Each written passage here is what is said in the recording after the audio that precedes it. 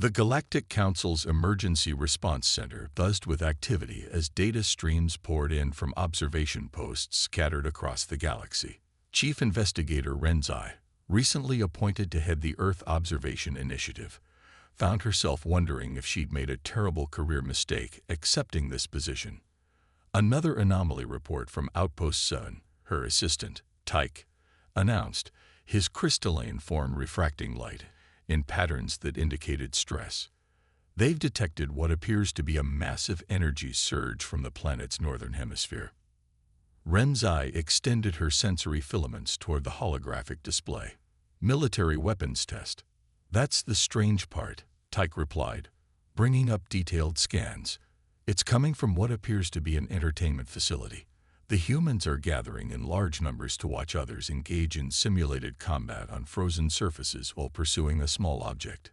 Hockey, Renzai said, the word feeling strange in her speech apparatus. 3 months of intensive study had left her team with more questions than answers about Earth's dominant species. They expend enough energy to power a small city, gather in crowds of thousands, all to watch this game. The observation chamber's walls shifted, displaying real-time feeds from various Earth locations.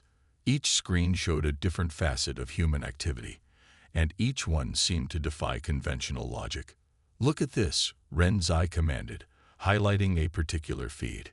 They've developed quantum computing principles without even realizing it. This human entertainment construct, they call it a video game, is accidentally utilizing quantum tunneling effects in its calculations. Tyke's crystalline structure vibrated with confusion. How is that possible? Their official science hasn't even unified their physical theories yet. That's what makes them so dangerous. A new voice interjected. Dr. Loxvem, the team's xenopsychologist, entered the chamber, trailing streams of data behind her hovering form. They don't know what they can't do, so they do it anyway. The doctor brought up her latest analysis, filling the chamber with swirling patterns of behavioral data. In the past week alone, I've documented 47 instances of humans achieving what their own science claims is impossible. They don't seem to notice the contradiction. Renzai moved through the displays, her sensory filaments twitching at each new revelation. Show me the creativity analysis. The chamber shifted again, displaying billions of data points representing human creative output. The scale was staggering. While most species produced art and entertainment as cultural expressions, humans seem to generate them as naturally as breathing. They're constantly creating, Dr. Loxvem explained, her voice tinged with academic fascination and horror. Stories, music, art, games, but here's the truly frightening part. They imagine things that cannot exist, things that violate fundamental laws of reality, and then they find ways to make them real. Example, Renzai prompted, though she suspected she wouldn't like the answer. Flight. Their earliest legends speak of flying humans. Instead of dismissing it as impossible, they spent centuries figuring out how to do it. Their entertainment showed faster than light travel centuries before they left their atmosphere. Now they're already experimenting with warp field theories, even though they shouldn't have the mathematical framework to conceive of them. Tyke's crystalline form clouded with concern. Are you suggesting their imagination somehow changes reality? Worse, Dr. Loxvem replied. I'm suggesting they don't fully distinguish between imagination and reality. They believe things are possible simply because they can imagine them, and somehow through sheer determination and what they call innovation, they make it work. A priority alert cut through their discussion. One of their stealth observers had captured something unprecedented. The chamber filled with new data as Renzai accessed the feed. This is from a human research facility, she narrated for her team. They're attempting to develop what they call quantum entanglement communication. Their theories are completely wrong. Their equipment is practically primitive, and their methodology violates at least 3 laws of physics. They watched in stunned silence as the human scientists celebrated their successful test. It shouldn't work, Tyke whispered, his crystalline form almost transparent with shock. Their models are incorrect. Their understanding of quantum mechanics is fundamentally flawed. But it works anyway, Renzai finished, just like the warned about. They don't understand why it works. They just make it work. Dr. Loxvem's analysis programs were practically overloading trying to process the implications. This violates everything we know about technological development. Species aren't. Senior archaeologist Vixna stood motionless in the ancient chamber, all 6 of her optical sensors fixed on the holographic display floating before her. The translation matrix had just finished processing the warning carved into the crystalline walls of the long-dead Scytheri civilization, and the results were troubling. This made the 7th identical warning they'd found in the past cycle, each from a different extinct species, each pointing to the same coordinates. "Director, you need to see this," she called out, her voice echoing through the cavernous ruins. Director Kulvax's heavy footsteps approached, his massive form casting shadows in the dim light of their excavation lamps. "Another one?" he asked, his primary respiratory sac deflating with what passed for a sigh among his species. "Yes, and the language is nearly identical to the others." Vixna manipulated the holographic controls, highlighting key passages. "Listen to this. To those who follow, heed our final warning. The blue world in the spiral arm must remain untouched. We were mighty, we were advanced, but we were unprepared for what we found there. The price of our curiosity was extinction." Director Kulvax's skin rippled with concerned patterns. "The coordinates match exactly. Sol 3, the planet the natives call Earth." The chamber fell silent save for the soft hum of their equipment. The Scytheri had been no primitive civilization. Their quantum engineering had been centuries ahead of current galactic standards. Yet something had wiped them out completely, leaving only these cryptic warnings carved in their most durable materials. "This can't be coincidence," Vixna continued, pulling up comparative data from their other discoveries. "The Mirth Empire, the Collective of 9, the Silicon Consciousness. All advanced civilizations, all vanish within a few cycles of attempting contact with Earth, and all left behind similar warnings. But the scans show nothing special about the planet." Kulvax protested, bringing up the latest survey data. Pre-FTL civilization, limited space presence, primarily focused on internal conflicts and entertainment media. They haven't even unified their planetary government. Vixna's manipulation appendages twitched with scientific excitement. That's what makes it so fascinating. How could such a seemingly primitive species destroy civilizations capable of reorganizing star systems? The Mirth Empire had weaponized black holes, yet something about Earth terrified them enough to carve warnings into indestructible quantum crystals. She moved through the chamber, her hover field gliding over the ancient debris. "Look at these dates. The Scytheri warning is from approximately 15,000 cycles ago. The Silicon Consciousness left theirs barely 2,000 cycles ago. Whatever this threat is, it's persistent." Director Kulvax absorbed the information, his cognitive processors whirring audibly. "We need to take this to the Galactic Council. 7 independent confirmations of the same threat. They'll have to act." "Act how?" Vixna challenged. "Every civilization that's tried to study Earth closely has vanished. The only ones who survived were those who stayed away. Then we study from a distance," Kulvax decided. "We gather every scrap of information, every warning, every detail these extinct civilizations left behind. There must be a pattern we're missing." As if responding to his words, their excavation drones uncovered a new chamber. Inside, carved across an entire wall, was a single message larger than all the others. The translation matrix took several moments to process it, but when it did, both archaeologists felt their cellular structures contract with primal fear. "They look like us. They think like us. But they are not like us. They see patterns we cannot see. They imagine things that cannot exist, then force them into existence. They dream of impossible futures and tear reality apart to achieve them. They are few, they are primitive, but they are terrible in their potential. We thought we could study them. We thought we could contain them. We were wrong. Let our extinction be your warning. Leave Earth alone. Vixna and Kulvax exchanged glances, their species equivalent of nervous laughter bubbling up. Well, Vixna said finally, at least we don't have to worry about the Council dismissing this as a routine discovery. No, Kulvax agreed, already composing an urgent message to his superiors. But I have a feeling we're about to start the biggest investigation in galactic history. And for all our sakes, I hope we're better at keeping our distance than our predecessors were. As they prepared to leave the chamber, their equipment picked up one final reading, a data crystal, perfectly preserved. But when they tried to access its contents, they found only a single phrase, repeated in every language the Sktheri had known. They do not sleep. They do not stop. And they are awakening to their true nature, supposed to be able to achieve results without understanding the underlying principles. It's like they're hacking reality itself. Renzai felt her decision membranes pulsing with stress as she composed her report to the Council.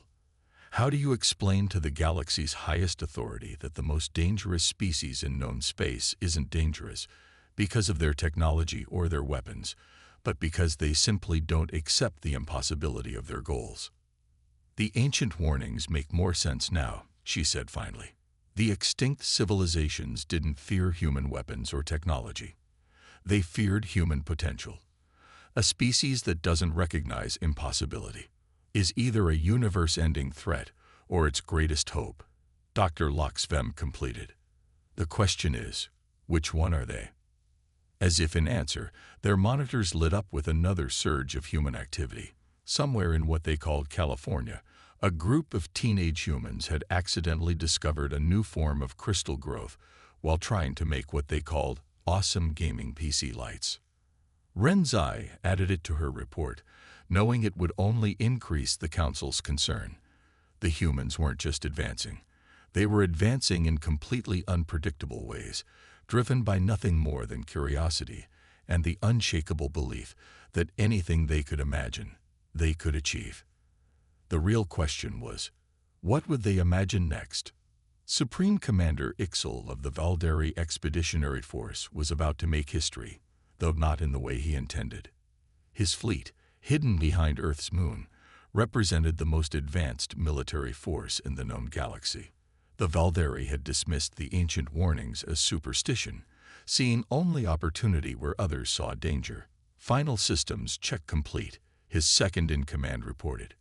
Our stealth systems are operating at peak efficiency. The humans remain unaware of our presence.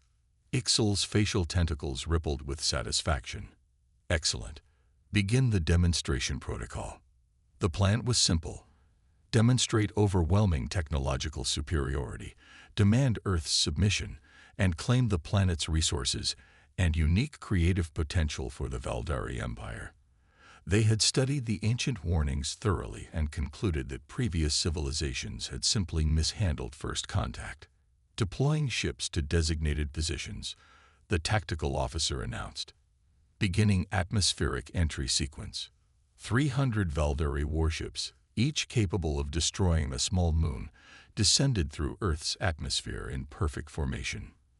Their stealth systems, refined over centuries, made them completely invisible to human detection methods. Or so they thought. "Sir," the sensor officer called out, confusion evident in their harmonic voice. "I'm detecting unusual energy signatures from the surface. They appear to be tracking us." Ixal's tendrils twitched. Impossible. Their technology isn't capable of detecting our stealth systems. Nevertheless, sir, they're following our descent with remarkable accuracy. And there's something else. They're broadcasting. The command deck's audio systems crackled to life with a human transmission. "Attention unidentified craft. This is Neoraid. We've been tracking you since you entered the solar system.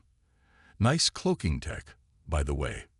We've been meaning to ask, How did you solve the quantum decoherence problem in the upper atmosphere?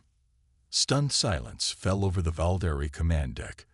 The humans shouldn't have been able to detect them, let alone understand the principles behind their stealth technology.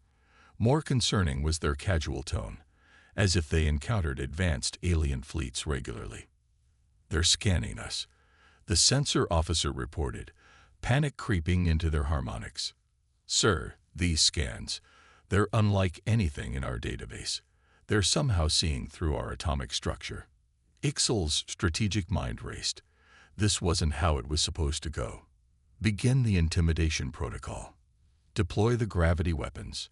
The Valderi fleet's pride, their gravity manipulation devices, powered up. These weapons could turn planets inside out, a display of force meant to ensure immediate submission. Instead, dozens of small human satellites suddenly activated, creating a complex web of intersecting fields that somehow, impossibly, neutralized the gravity effects. "Sir," the science officer's voice cracked with disbelief, "they're using our own gravity waves to power their defensive grid. The humans have weaponized our attack against us." The human transmission returned, still frustratingly casual. "Hey there. Thanks for the power boost. We've been working on gravity manipulation ourselves, but couldn't generate a strong enough field for testing. You guys just saved us like 20 years of research. Want to compare notes?" Ixal felt his command tendrils curl in horror. The humans weren't afraid. Worse, they were learning, adapting, and innovating in real time. The chamber erupted in scientific debate until Vixna raised a calming appendage. The Scatheri called it the imagination effect. When enough humans believe something is possible, they create a quantum probability cascade that makes it possible. They're not just imagining new realities. They're unconsciously reshaping quantum probability to allow their innovations to work. That's why they achieve things that should be impossible, Dr. Loxvem added. Their willpower literally changes the rules of what's possible. The more of them that believe in something, the more likely it becomes to work. They'd been doing this their entire history, completely unaware of their power. The council's primary adjudicator leaned forward. "Are you suggesting humans can alter fundamental reality?" "Not exactly," Dr. Loxvem clarified. "They can't break the actual laws of physics, but they can reinterpret them, find loopholes. Their collective belief creates quantum pathways to success that shouldn't exist. The Valderi incident proved it. Millions of humans focused on understanding alien technology, and suddenly new possibilities emerged that even the Valderi hadn't considered. This is why the ancient civilizations feared them," Vixna continued. "Any species that contacts humans risks having their entire technological and social framework reimagined and reconstructed. Not through conquest, but through humanity's unstoppable drive to ask what if and their unique ability to make what if become what is." The display showed the aftermath of the Valderi retreat. Humans worldwide were already developing technologies that combined Valderi principles with Earth innovations in ways that defied conventional physics. Children were building anti-gravity science projects. Garage inventors were sketching faster-than-light drive modifications. They don't just copy technology, Dr. Loxvem explained. They reimagine it, improve it, combine it with other ideas in ways that shouldn't work but do. And because they believe it will work, reality adjusts. A representative from the Silicon consciousness spoke up. "How do we contain such a species?" "We don't," Vixna said simply. The ancient warnings weren't about containment. They were about survival. Every civilization that tried to control or direct humanity's development either vanished or was transformed beyond recognition. The human's quantum probability manipulation ability means they will always find a way forward, always innovate, always evolve. "Then what do we do?" the adjudicator asked. Dr. Loxvem's colors shifted to decision purple. "We have 3 choices. Avoid them entirely, try to stop them, or accept that change is coming to our galaxy whether we're ready or not." The Scatheri tried to stop them and vanished. The Valderi tried to control them and failed. Perhaps it's time we considered a different approach. The chamber fell silent as the implications sank in. Humanity wasn't just another emerging species. They were an entirely new form of life, one that could reshape reality through collective imagination and determination. "There's one more thing," Vixna added quietly. "The Scatheri record suggests that humanity's power is growing.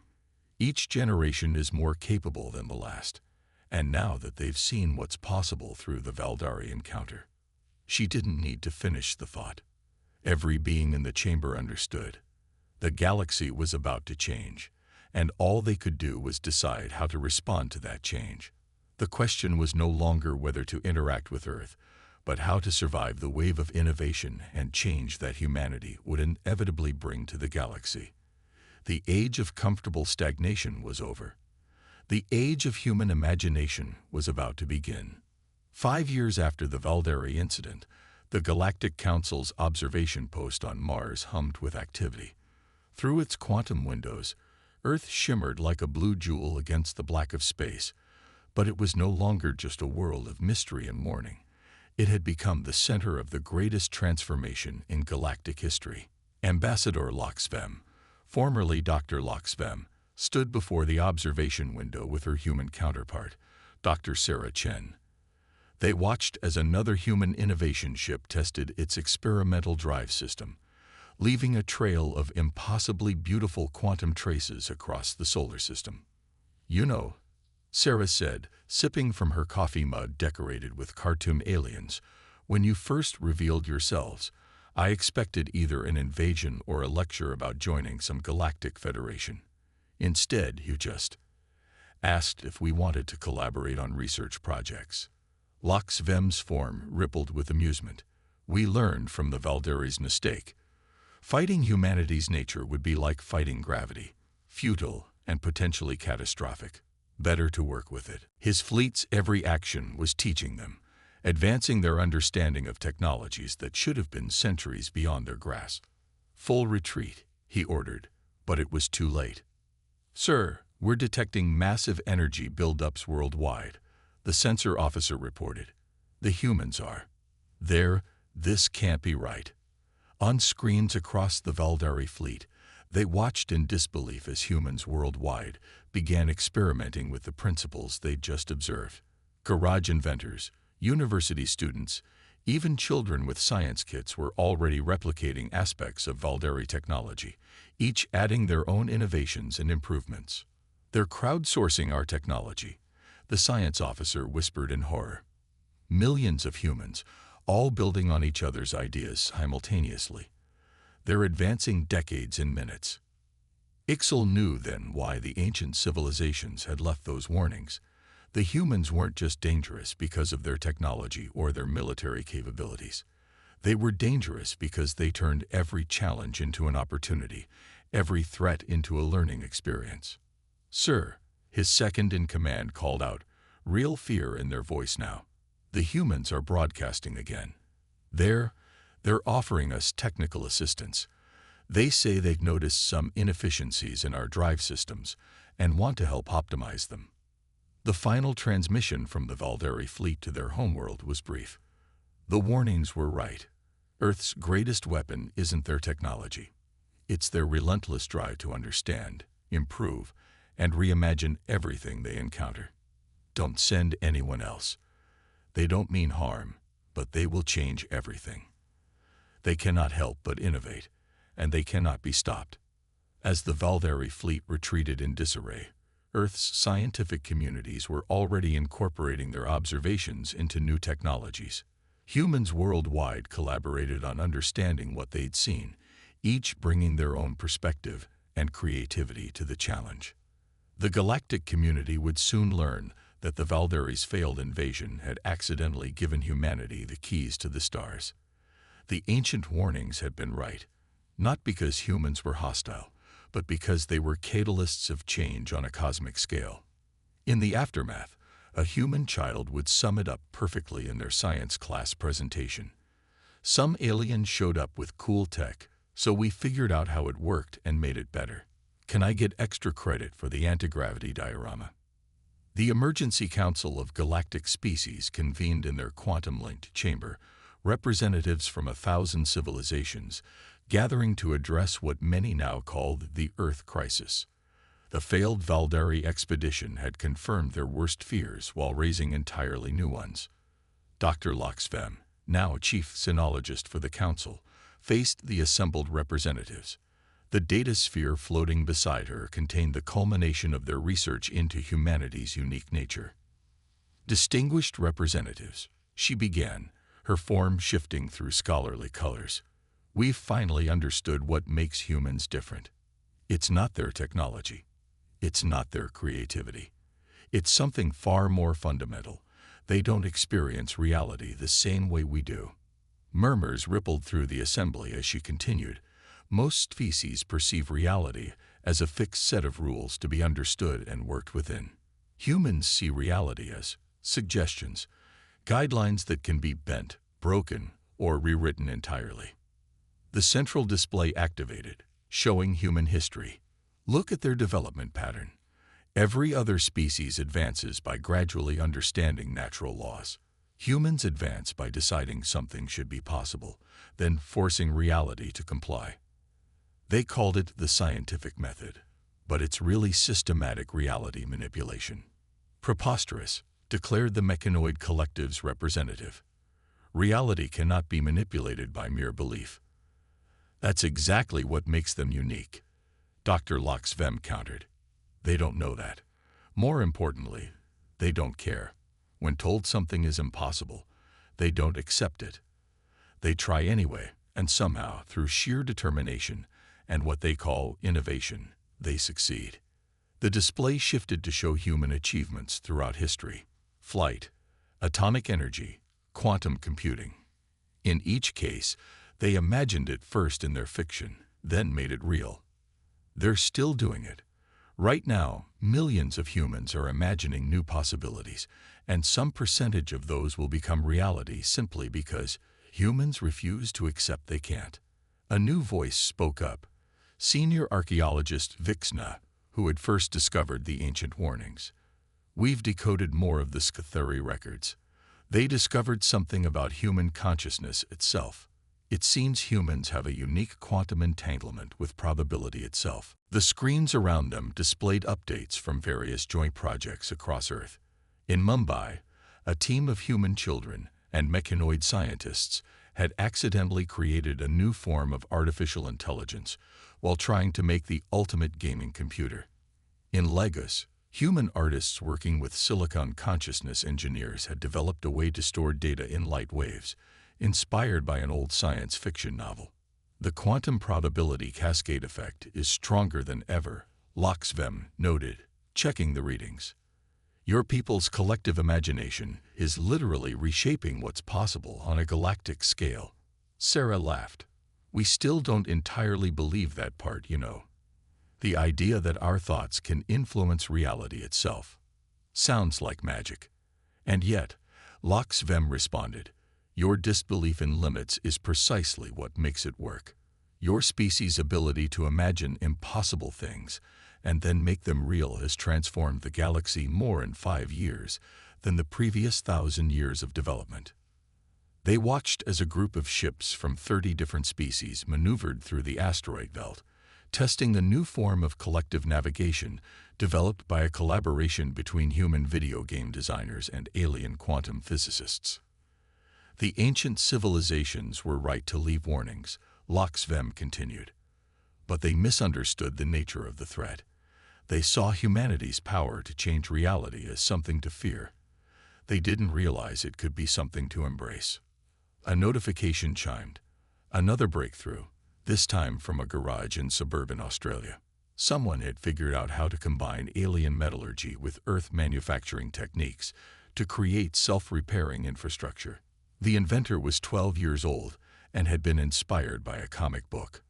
That's the 17th impossible thing humans have achieved this week, Sarah noted, checking her tablet. We're actually ahead of schedule. Loxvem's colors shifted to thoughtful blue. Do you know what the most remarkable thing is? Not the technological advances, not the scientific breakthroughs. It's how you've changed us. The screen showed scenes from across the galaxy. Alien children playing with human toys that taught quantum mechanics through games, ancient species rediscovering their own creativity through exposure to human art and music, rigid hierarchical civilizations learning to embrace change and innovation. The Scatheri were right about one thing, Loxvem said. Exposure to humanity does transform civilizations, but not through conquest or destruction. You transform us by showing us new possibilities, by teaching us to question our limitations, by infecting us with your relentless optimism and creativity. A new alert flashed. The results from the latest galaxy-wide survey. Species that had remained stagnant for millennia were suddenly advancing, inspired by humanity's example. The quantum probability cascade effect had spread, weakened but still significant, allowing other species to begin tapping into their own creative potential. We feared you would end our civilizations, Loxvem admitted. Instead, you've helped us begin them anew. The galaxy was dying, Sarah. We had reached the limits of what we thought possible, and simply stopped. Humanity showed us that limits are often just a failure of imagination. Sarah grinned. Well, that and a healthy disregard for anyone telling us something can't be done. Speaking of which, want to hear about this new proposal? Some kids in Brazil think they've figured out how to teach dolphins to use quantum computers for deep space navigation. That's completely impossible, Loxvem said automatically, then caught herself and laughed in her species' crystalline way. Which means humans will probably have it working by next Tuesday. They turned back to the window, watching Earth's light reflect off the quantum ships. The ancient warnings still stood on their ruins, testimony to a fear that had almost prevented the galaxy's greatest revolution. But the future belonged to those who could imagine it, and humanity's gift for impossible dreams had awakened something long dormant in the galaxy. Hope. You know what the real breakthrough was? Sarah asked, refilling her coffee cup. Not proving faster than light travel was possible, or developing quantum consciousness transfer, or any of the big technical achievements. It was the moment your people stopped asking, "Is this possible?" and started asking, "How can we make this possible?" Loxvem's form glowed with agreement. The galaxy kept asking what humanity would become. We should have been asking what we could all become together. In the space above Mars, another impossible ship tested another impossible drive, watched by beings who had learned that impossibility was often just the first step toward a new reality. The age of limits was over. The age of imagination had begun.